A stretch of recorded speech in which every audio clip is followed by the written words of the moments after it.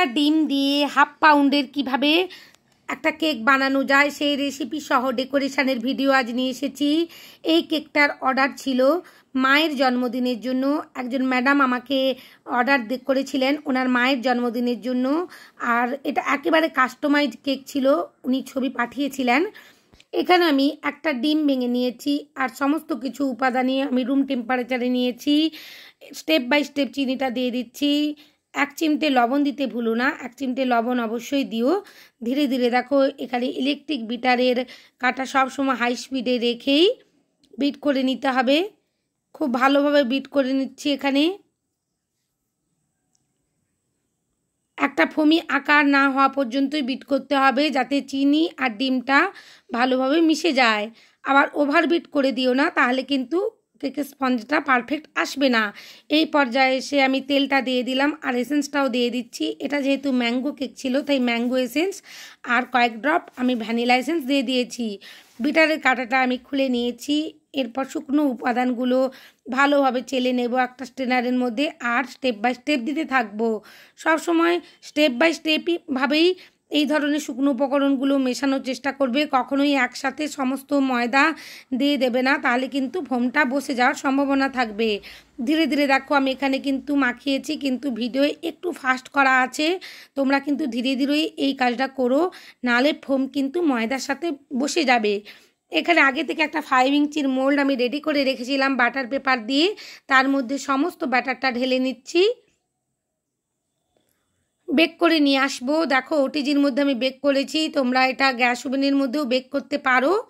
তখন কিন্তু 25 থেকে 30 মিনিটের মধ্যেই বেক হয়ে যাবে অনায়াসেই, ছোট কেক যেহেতু এটা। ধীরে ধীরে লেয়ার কাটও করে নিচ্ছি। খুবই নরম সফট স্পঞ্জি কেক রেডি হয় এইভাবে যদি তোমরা রেসিপি ফলো করে বানাও। কেক বানানোটা খুব একটা কঠিন কাজ নয়, শুধুমাত্র একটু ধৈর্য আর সময় থাকলেই অবশ্যই করা যায়। দেখো এখানে 3টে লেয়ারে ভাগ করা হয়ে গেছে। এরপর একটা বোর্ড নিয়ে নিয়েছি, বোর্ডের মধ্যে সামান্য ক্রিম লাগিয়ে নিয়েছি। এরপর প্রথম লেয়ারটা বসিয়ে দিয়েছি আর সুগার সিরাপ দিয়ে ভালোভাবে আমি সোপ করে নিয়েছি। এখানে অল্প পরিমাণ ক্রিম দিয়ে দিলাম, ক্রিমটা ভালোভাবে স্প্রেড করে নেব প্যালেট নাইফ দিয়ে।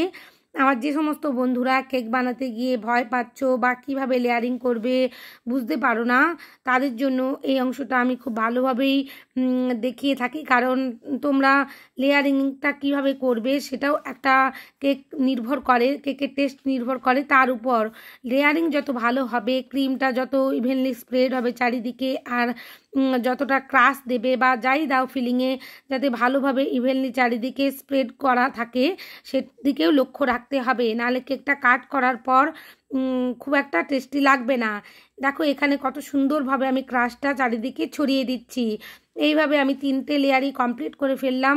আর অবশ্যই সুগার সিরাপের মধ্যে এখানে 2 টেবিল স্পুন আমি ম্যাঙ্গো ক্রাশ মিশিয়ে নিয়েছি, যাতে আরও ভালো টেস্ট আসে কেকটার মধ্যে। ধীরে ধীরে অল্প করে ক্রিম দিয়ে একেবারে ক্রাম কোটিং করে নেব। কেকটা ক্রাম কোটিং করার পর অবশ্যই ফ্রিজের মধ্যে 15 মিনিট সেট করতে রেখে দিতে হবে, নাহলে কিন্তু ফিনিশিংটা পারফেক্টভাবে আসবে না। আর ফিনিশিংটা আনবার জন্য খুব অল্প করেই ক্রিম আমি এখানে ইউজ করব।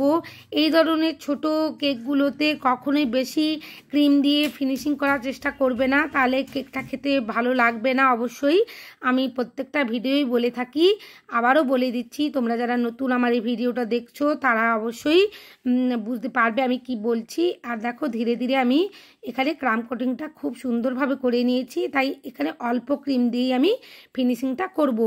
অবশ্যই বোর্ডটা একটা কিচেন রুমাল দিয়ে ক্লিন করে নিতে হবে, নাহলে বোর্ডের যে ক্রামগুলো আছে ওগুলো ফিনিশিং করার সময় খুবই অসুবিধার মধ্যে ফেলবে। দেখো ধীরে ধীরে এখানে আমি একটু পেস্তা কালারের মতন করে নিয়েছি, একেবারে লাইট গ্রিন কালার একটা বানিয়েছি। 1 থেকে 2 ড্রপ তোমরা এখানে গ্রিন কালার দেবে হোয়াইট কালারের সাথে, এরকম ধরনের একটা কালার এসে যাবে। এই রকম ধরনের কালারগুলো কেকের মধ্যে দেখতে খুব সুন্দর লাগে, তাই আমার যেন মনে হচ্ছিল এই কেকটার মধ্যে একটু করে নেই, তাই করলাম। দেখো অল্প অল্প করে ক্রিম দিয়েই আমি এখানে ফিনিশিংটা করে নিচ্ছি। এখানে দেখো ক্রিমটা আমার অনেকটা পরিমাণই কিভাবে লিকুইড মতন হয়ে যাচ্ছে, কারণ ওয়েদারের জন্য যতটাও স্টিপ করে তুমি ক্রিমটা হুইপ করো না কেন, ওয়েদারে যদি জলীয় বাষ্প থাকে তাহলে কিন্তু ক্রিমটা বারবার এরকমভাবেই মেল্ট হতে থাকবে। আমি বারবার ক্রিমগুলো ফ্রিজের মধ্যে সেট করে নিচ্ছিলাম। এই ওয়েদারে কাজ করা খুবই একটু কঠিন হয়ে দাঁড়ায়। এরপরে যে ওয়েদারটা আসছে শীতকাল, তাতে তো আমাদের ফন্ডেন্ট ওয়ার্কও খুব সুন্দরভাবে হয়ে যাবে, আর ক্রিম ওয়ার্ক তো অনেসেই হবে।